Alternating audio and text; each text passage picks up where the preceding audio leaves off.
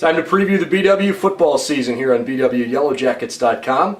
I'm Brendan Gulick, joined by head coach Jim Hilvert, who is in his second season with the Yellow Jackets. Coach, the second go-round for you. Last year felt very much like trying to dive into it, get your feet wet, and get the program moving in the direction that you wanted, establish the culture. I think there were a lot of good things that happened last year. As you get ready here for year two, what's different about this? First of all, I think they understand the expectations. I think they understand expectations. We went into spring ball last year, and obviously our off-season workouts. Guys know what's expected of them. And obviously keep building on what we did last year. I think it's a huge thing for our guys, taking those positive steps in the right direction. And obviously knowing what to expect on the football field, flying around for those 2.5 hours that we're supposed to expect to be out there and get better every single day. And I think our guys had a really good camp. I thought our guys took steps in the right direction. I know our guys are excited about hitting a team with a different color jersey here right around the corner, which is good. I know our guys, like I said before, we play our first game against Alma. So it's crazy how fast it goes, but I know our guys are excited about the opportunity they have in front of them. One of the cliches we tend to hear year after year is how competitive the OAC is on a national perspective.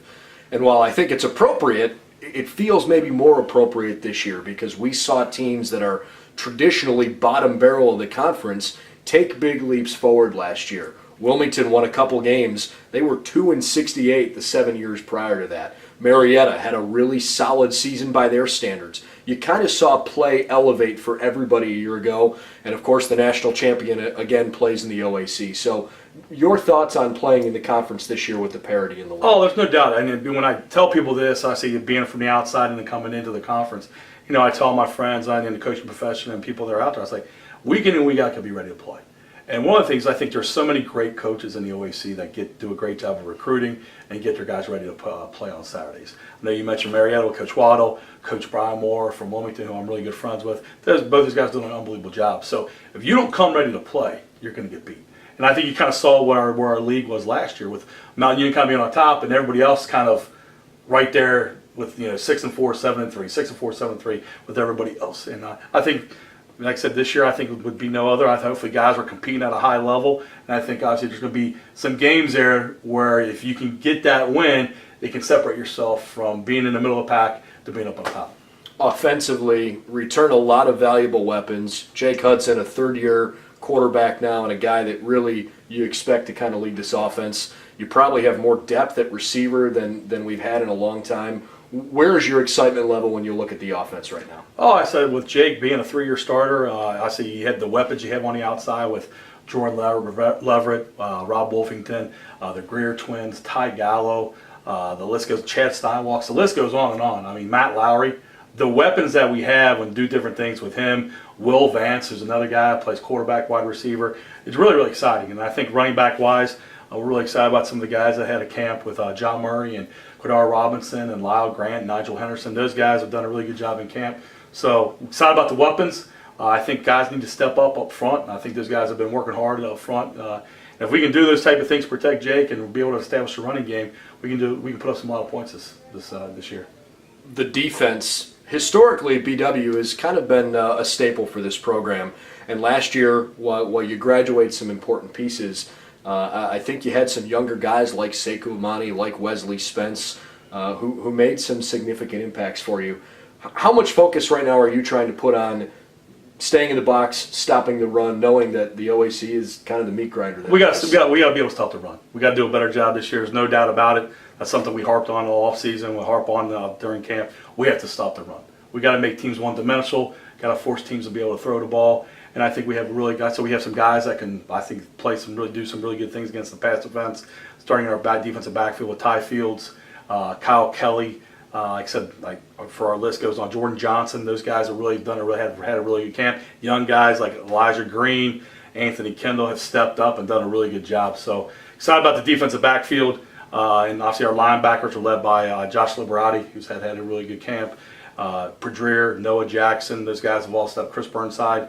But we have to stop the run. That is the key for us on defense to be able to be successful this year as a football team. A couple more things. First, let's start with the coaching staff. The core of the staff back again this year, but a couple new faces. Yeah, a couple new faces. We had a great late hire at the end in the summer. Matt Handhold He'll take over overseeing our special teams and coaching our rovers, our outside linebackers. We also hired Garrett Mack, one of our guys who will be coaching wide receivers. Nick Toth will be coaching our Mike and Bobs. Those obviously type of additions are huge. And then Patrick Lyons, what a great addition he has. He's volunteering his time to help us. He's going to be on the offensive side of the ball, helping us. But all four guys add a lot to our staff, are just good people. It's going to be a lot of fun to see kind of how this group becomes one. Power of one has sort of been the mantra for the team. And probably the one coolest thing, I think, in the offseason that people will most notice right away, you got a new playing surface, and it looks terrific. Oh, unbelievable. The colors, just, the pop, which I think is a huge thing.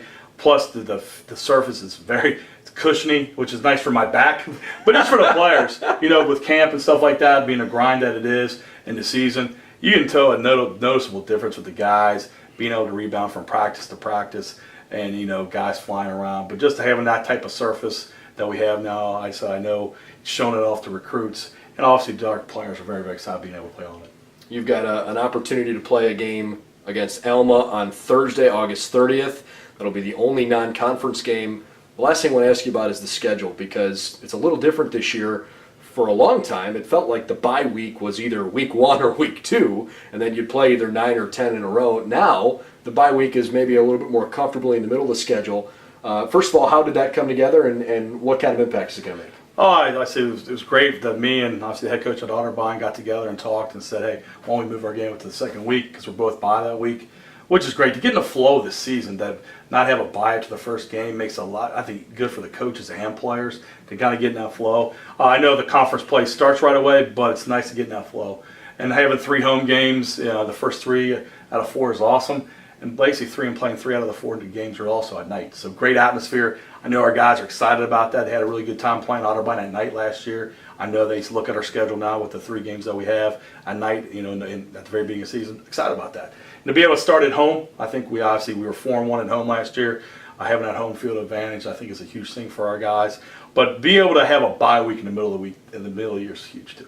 Get guys rested, rejuvenated to obviously start at the end of home stretch. It's going to be a lot of fun to follow the Yellow Jackets again Thursday, August 30th against Alma, the only non-conference game. That'll get things kicked off, and then it's off and rolling, competing in the OAC. Good luck. Can't wait to follow you. Thank you very much. Appreciate you having me. All right, we'll have everything you need all season long right here on BWYellowJackets.com.